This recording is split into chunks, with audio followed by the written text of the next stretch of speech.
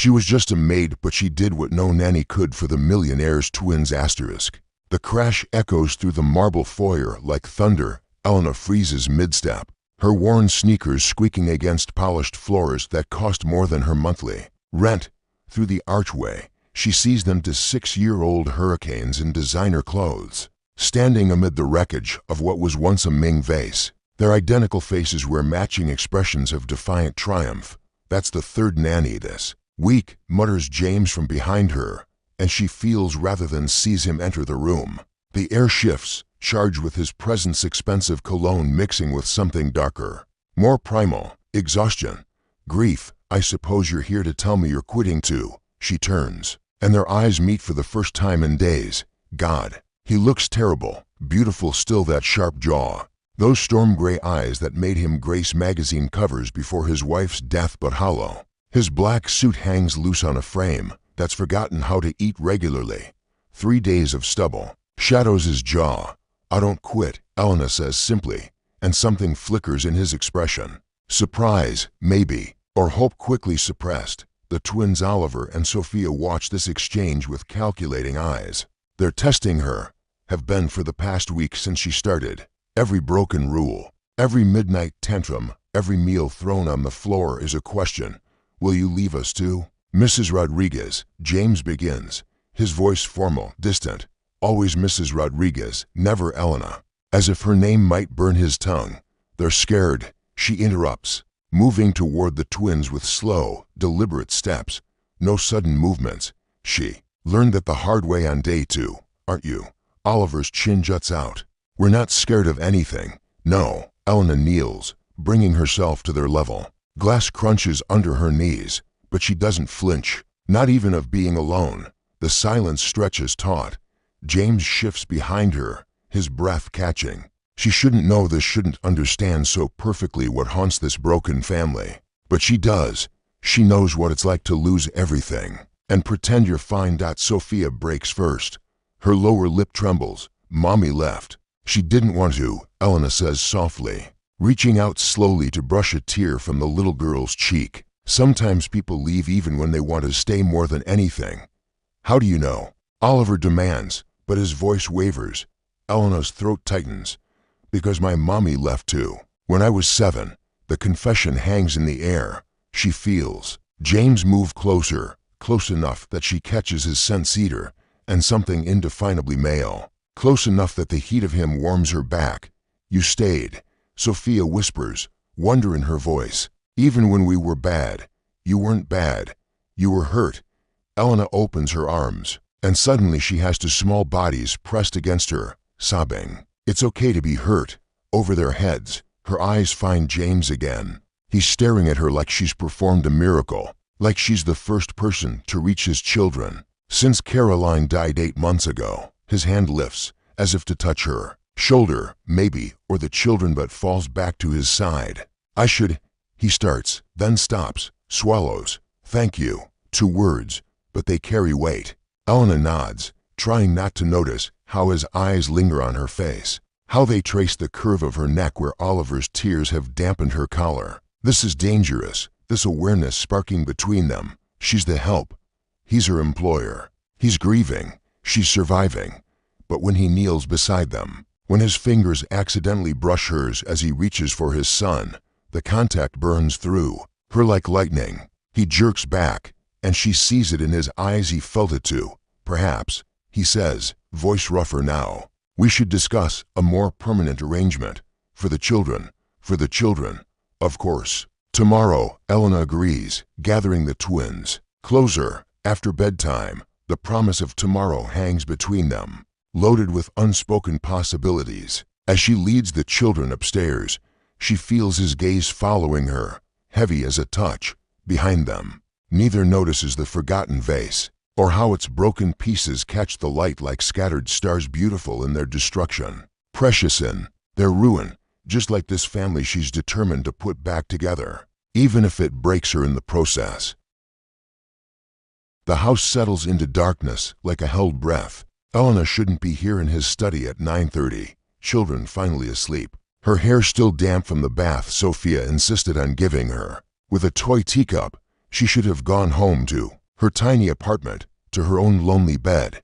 Instead, she stands in his doorway, watching him pour amber liquid into crystal tumblers. Whiskey, James offers without turning. He knows she's there, has probably sensed her the way she senses him, a constant awareness that hums beneath her skin. I don't drink with my employers. He faces her, and dear God, he's removed his tie, unbuttoned the top to buttons of his shirt. The hollow of his throat catches shadow. But you do tuck their children in. Sing them lullabies in Spanish. Let them braid your hair. Heat climbs her cheeks. You were watching the monitor. He gestures to the tablet on his desk, where the twins sleep peacefully for the first time in months. They've never. His voice catches, not since Caroline. The weight of her name fills the space between them. Elena steps into the room, drawn by something stronger than wisdom. The door clicks shut behind her. Tell me about her. James's hand stills on the glass. Why? Because the children need to remember her, and you need to speak her name without bleeding. He laughs bitter, broken. And you think you can fix us? A maid with a savior complex. The words are meant to wound, to push her away. She recognizes the tactic because she's used it herself. But she moves closer instead of retreating. Close enough to see the pain he wears like armor. I'm not here to fix anyone. Her voice comes out lower than intended. I'm here because Oliver has your eyes, but Caroline's smile, I saw it in the photos. Because Sophia hums the same melody you do when you think no one's listening. Because broken doesn't mean worthless. His breath shudders out. Elena, her name. Finally, her name, rough and desperate on his lips. Don't. But she doesn't step back. When he moves closer, doesn't protest when his fingers ghost along her jaw, not quite touching. Do you know what you've done? His thumb hovers over her pulse point, feeling its race without contact. 8 months of nothing, of numbness. Then you walk in with your stubborn chin and patient hands, and suddenly I can feel everything. James, I watch you with them. The way you gather Sophia's nightmares like they're butterflies to be set free. How you let Oliver rage until he collapses in your arms. You see them. Not the broken children of a broken man, but them. His hand finally makes contact, and she gasps. Just fingertips against her throat, but it burns through her like wildfire. This is inappropriate, she whispers, but leans into his touch anyway. Everything about you is inappropriate. His other hand finds her waist, steadies her when she sways. Your kindness, your strength, the way you make me want. He cuts himself off, jaw clenching. Want what? His eyes drop to her mouth. Things I have no right to want. Not anymore. Maybe not ever. The air between them crackles. Elena knows she should leave. Should put distance between them before this spirals beyond control. But his thumb traces her pulse, and she sees it the moment his control starts to fracture. The children, she starts. Love you already. His forehead drops to hers, not quite touching. God help me. So do. A crash from upstairs shatters the moment. Oliver's scream follows. Pure terror that has them both running. Elena reaches him first, finds him tangled in sheets, sobbing about monsters, about mommy, about being alone forever. SHH, baby, I'm here, she soothes, gathering him close. I'm right here. James appears with Sophia, who must have woken too. He settles on Oliver's other side. And suddenly they're all on this tiny bed, a makeshift family held together by shared grief and tentative hope. Don't leave, Oliver whimpers into Elena's neck. Please don't leave, over the children's heads. James's eyes find hers. The question there is clear. Will you stay? Not just tonight, not just for bedtime, but for all the broken pieces and midnight terrors and almost touches that burn like promises. I'm not going anywhere, Elena whispers. And she's not sure who she's promising, the children or their father. James's hand finds hers across the small bodies between them, just fingers intertwined, hidden in darkness. But it feels like stepping off a cliff. It feels like coming home. Thunder rattles the windows as Elena races through the halls. Rain from her hair leaving droplets on marble floors. Miss Elena, Sophia's voice, bright with excitement. Daddy's smiling. She stops short in the kitchen doorway. James stands at the stove attempting what looks like pancakes. Flour dusts his usually pristine shirt. Batter streaks his jaw. And he's laughing actually laughing as Oliver steals chocolate chips. 3 weeks since that night in the nursery. 3 weeks of careful distance, of professional boundaries rebuilt each morning only to crumble each evening when their eyes meet across the dinner table. "You're cooking," she says stupidly. He turns, and his smile falters then deepens, becoming something more dangerous. "It's Saturday. Marie has the day off. The children informed me that Saturday means pancakes, and apparently my usual solution of ordering from Le Bernardin won't suffice." "Daddy's pancakes look like monsters," Oliver announces cheerfully. "Abstract art," James corrects, flipping something that does indeed resemble a creature from the deep. "Elena, you're soaked." She is. She'd run from the bus stop when the storm broke, not wanting to be late. Her thin dress clings to every curve, transparent in places. She watches his eyes darken as he notices. "I should change. There are clean clothes in the guest room," he says roughly, "from when you stayed Tuesday night." Tuesday night, when Oliver's fever spiked, when she held him until dawn while James paced, occasionally brushing her shoulder, her back, small, touches that burned through her like fever too. Lightning illuminates the kitchen, and the power flickers. The children squeal delight, not fear. They've changed so much in these weeks. Smiling comes easier. Laughter lives in this house again. "Go," James says softly, "before you catch cold." But she's frozen, caught in his gaze. Rain runs down her neck, between her breasts, and she sees him track its path. The pancake burns. "Daddy," Sophia laughs, "you're doing it wrong." The spell breaks. Elena flees to the guest room, heart hammering. She strips quickly, efficiently, trying not to think about James's eyes, about the flex of his forearms as he cooked, about the door opens. She spins, clutching the dress to her chest. James stands there, eyes wild, chest heaving like he's run miles instead of climbed stairs. "I'm sorry," he says. I tried." "James, 3 weeks." He steps inside, closes the door. 3 weeks of watching you mother my children, of seeing you at my table, in my home. 3 weeks of pretending I don't want to. The children are eating their weight in chocolate chips. Another step closer. "Elena, the power goes out completely. In the darkness, she hears his sharp intake of breath. Thunder crashes overhead. Her dress slips from nerveless fingers. "We can't," she whispers, but she's moving toward him, drawn like a magnet. "I know." His hands find her waist, span the silk of her slip. "Tell me to stop." She reaches up, fingers finding his jaw, that rough stubble she's imagined touching 100 times. "Stop."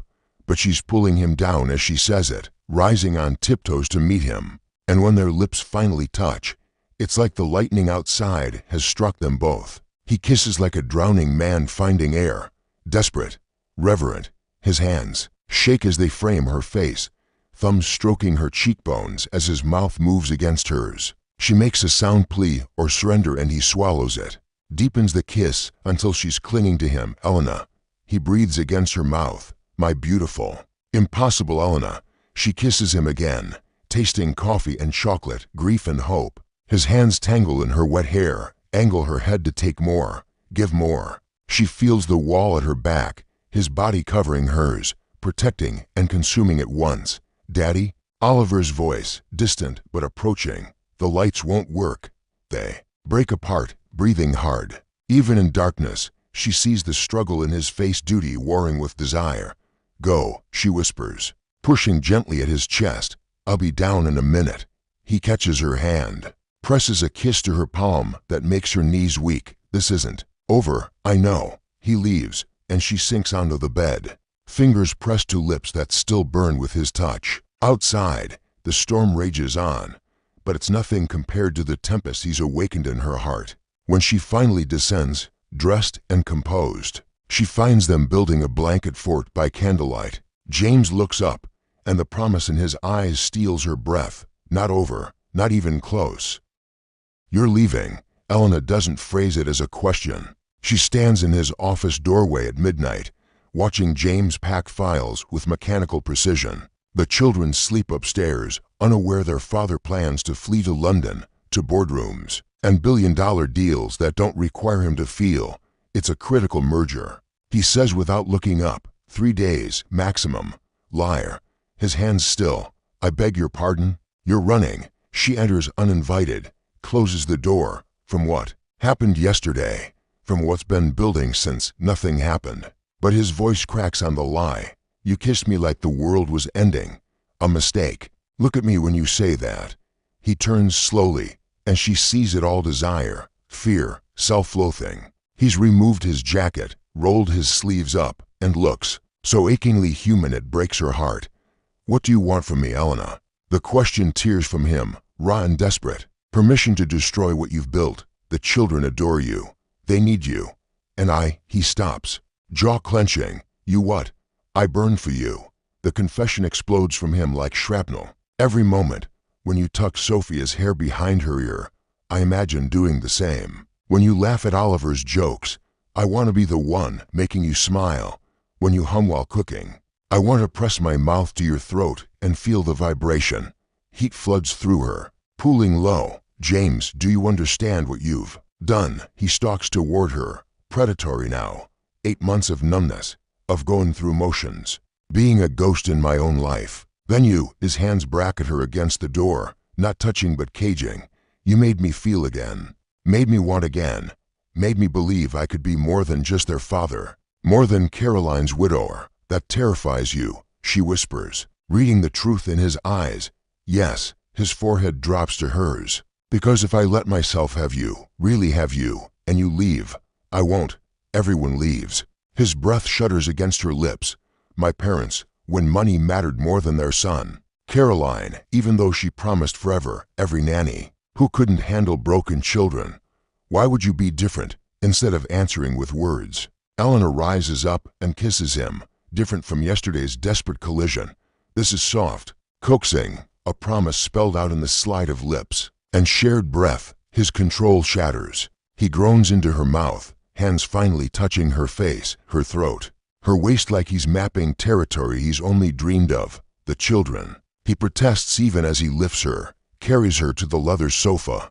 Asleep, she pulls him down. Over her, glories in his weight. The monitors on the desk. This is insane.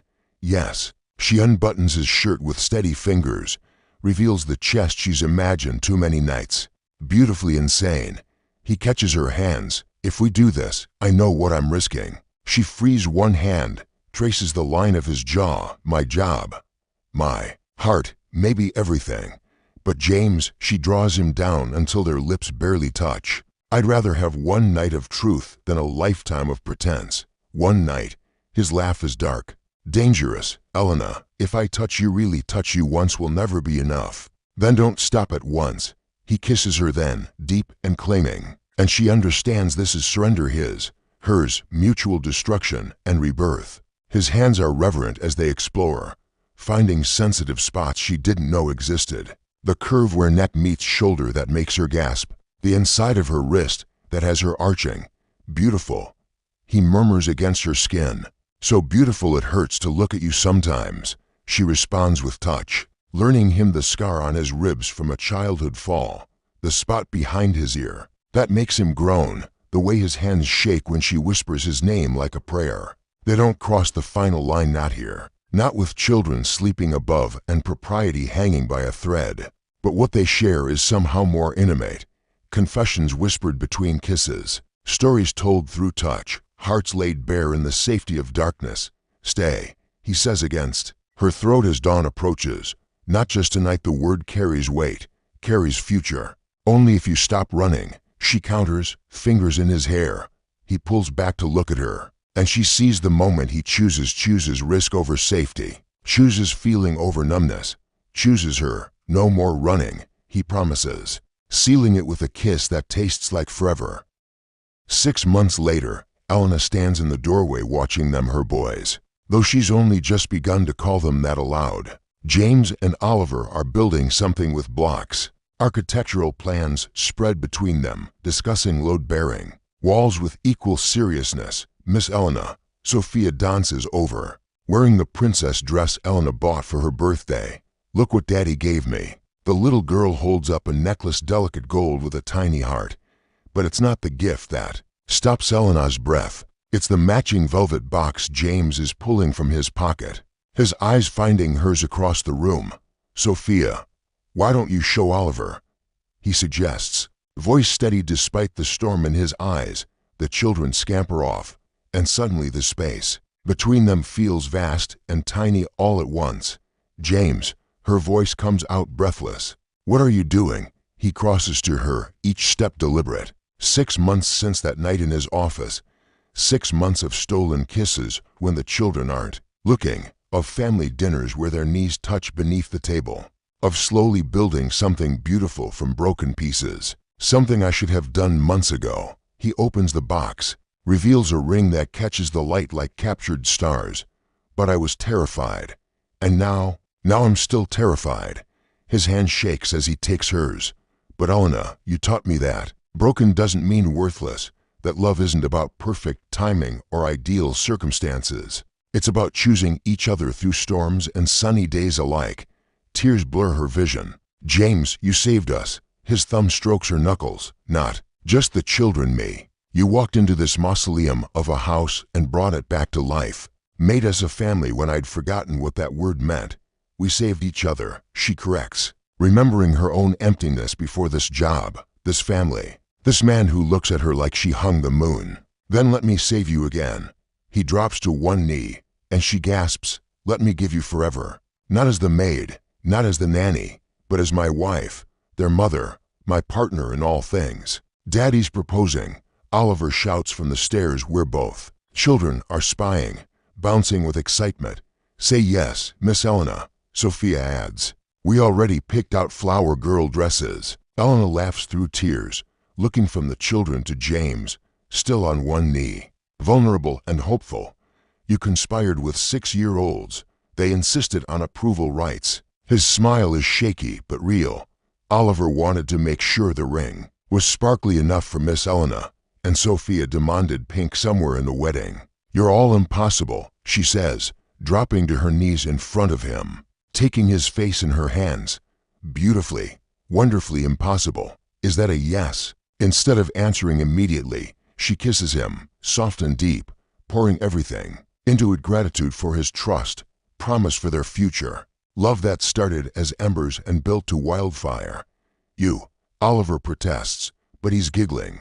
"Romantic." Sophia sighs. "Dreamily." Elena pulls back, finds James's eyes wet too. "Yes," she whispers, then louder for the children. "Yes." The twins barrel into them, a tangle of limbs and laughter, nearly knocking them over. James slips the ring onto her finger while Oliver and Sophia chatter about weddings and honeymoons, and whether Elena will let them stay up past bedtime once she's officially their mom. Sophia tests the word, eyes bright. "Can I call you Mom now?" Elena's throat closes. She looks at James, who nods, smiling through his own tears. "I would love that," she manages, later, after the children are asleep. After champagne and celebration and 100 kisses, James holds her on the same couch where everything changed 6 months ago. "No regrets?" he asks, thumb tracing the ring. That marks her as his dot. She thinks of her tiny apartment, abandoned now for the sprawling penthouse, of her simple life traded for complicated love with a complicated man, and to beautifully complicated children, of everything she was before versus everything she is now. "Only one," she says, and feels intense that it took us so long to find each other. He relaxes, pulls her closer. "Caroline would have loved you," he says quietly. "Would have chosen you for them, for me. I hope I make her proud. Make them proud." "You already do." He tips her chin up, kisses her with promise and possession and perfect peace. "You already are." Outside, the city sparkles with a million lights, a million stories. But here, in this room where broken people became whole, where a house became a home, where love grew from loss, here is the only story that matters. Their story, their family, their forever.